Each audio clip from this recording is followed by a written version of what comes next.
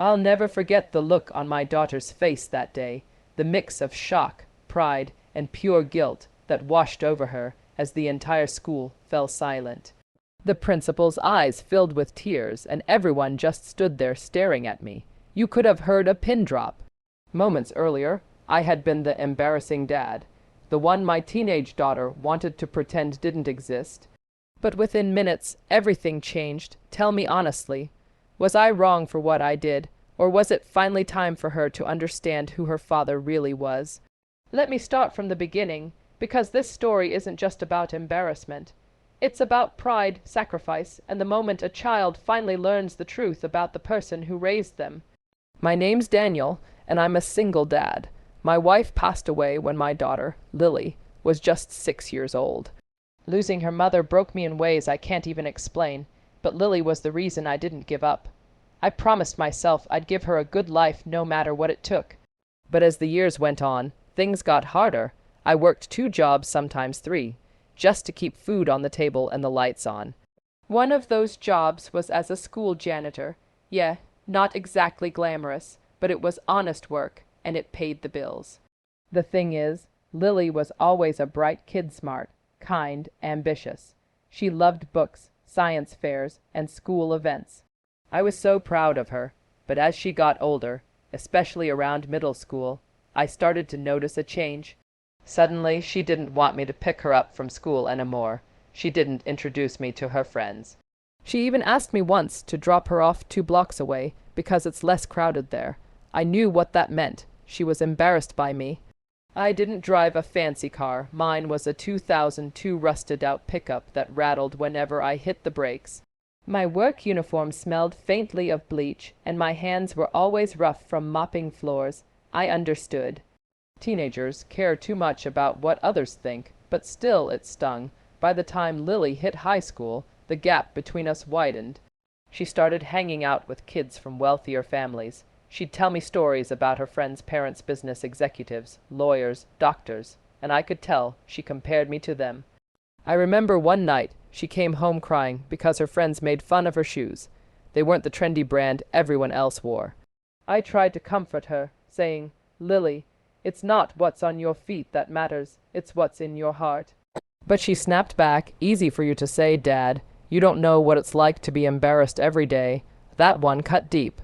I wanted to tell her that I did know, because every time I cleaned those same school hallways she walked through, I prayed none of her classmates would see me. Then came the day that changed everything. Her school was hosting a career day. Parents were invited to come talk about their jobs, to inspire the students, to show them different career paths. I assumed Lily wouldn't even mention it to me, but one night at dinner she nervously asked, "Dad, could you come to career day?" My fork froze halfway to my mouth. I was shocked. She had never invited me to anything school-related for years. I asked if she was sure, and she quickly said, "Yeah, I think it would be nice," but something in her tone felt off. Later, I overheard her on the phone with one of her friends, giggling. "Yeah, I told him to come. It's gonna be hilarious," she said. My stomach dropped. I realized she hadn't invited me because she wanted me there. She invited me to make fun of me. Maybe it was a dare from her friends, or maybe she thought it would be some kind of joke. Either way, I knew walking into that school would be walking into a trap. But I still said yes, not because I wanted revenge, but because deep down I wanted to remind her who I was. Career day arrived. I put on my cleanest uniform, the one with my name stitched on the chest, Daniel. I polished my old boots, shaved, and even sprayed on a little cologne I'd saved for my wedding day. I got to the school early, carrying my mop and bucket because, well, that was part of my job. I wasn't going to lie about what I did. As I stood in the hallway, I saw all the other parents arriving. There was Dr. Stevens, the heart surgeon, in his crisp suit. Mrs. Turner, the CEO, with her designer bag. Everyone looked so polished, and then there was me holding a mop. I could feel the stares. I even caught one of Lily's classmates whispering, "Is that the janitor? Wait, is that Lily's dad?" The laughter started small but spread fast.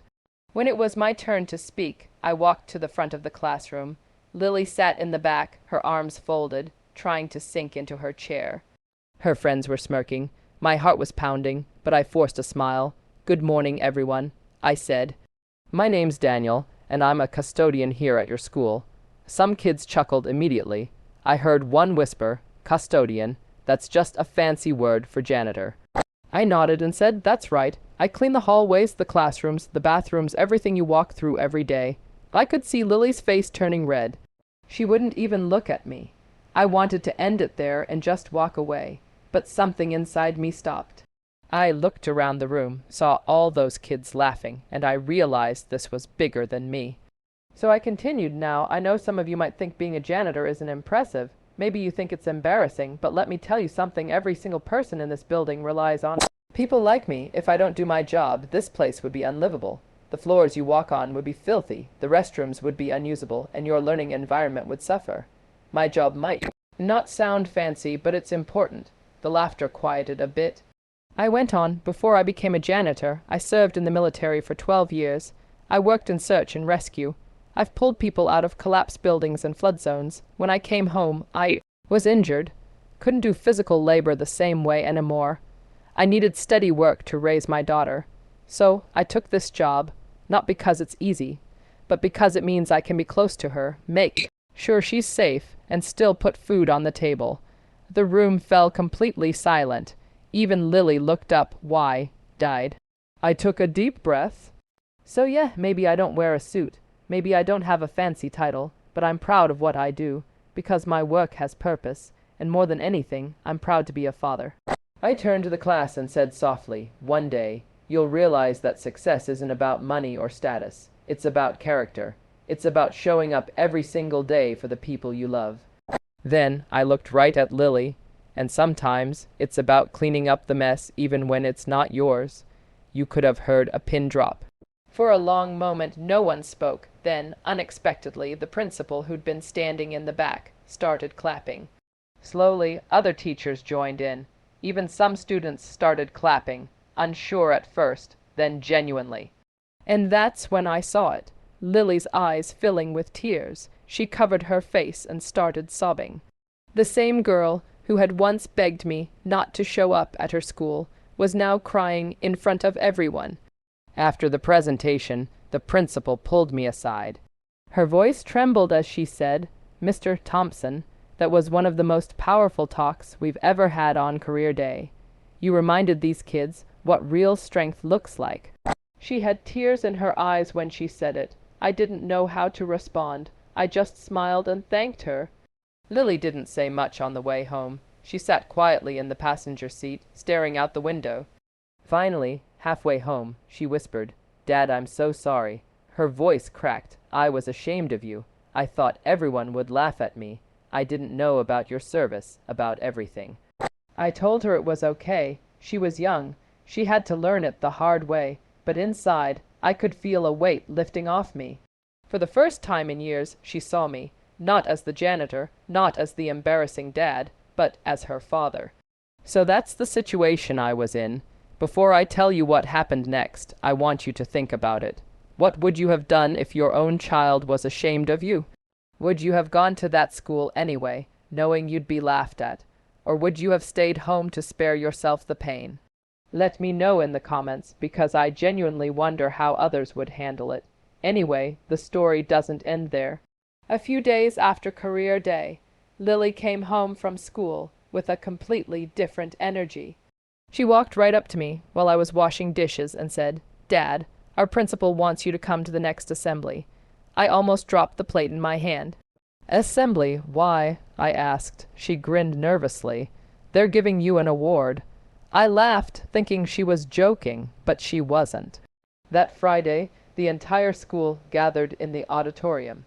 The principal walked onto the stage, microphone in hand, and said, "Today, we'd like to honor someone who reminded us what true integrity looks like." Then she called my name. The students started cheering. I stood up, my heart pounding, and walked to the stage. Lily was sitting in the front row, beaming with pride.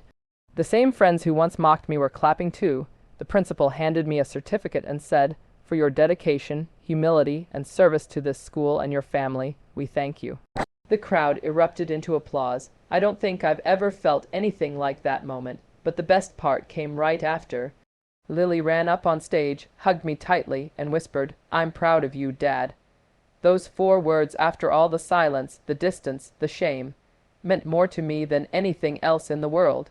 From that day on, something changed in her. She stopped hiding who she was. She started telling people, "My dad's the janitor here, and he's amazing."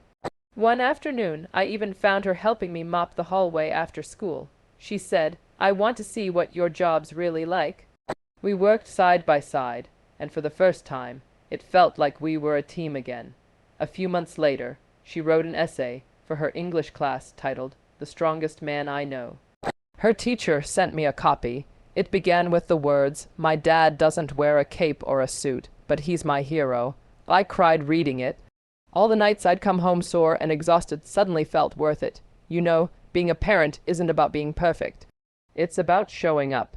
It's about loving your child even when they push you away. Sometimes kids don't understand the sacrifices we make for them, not until they grow up and see the world for what it really is.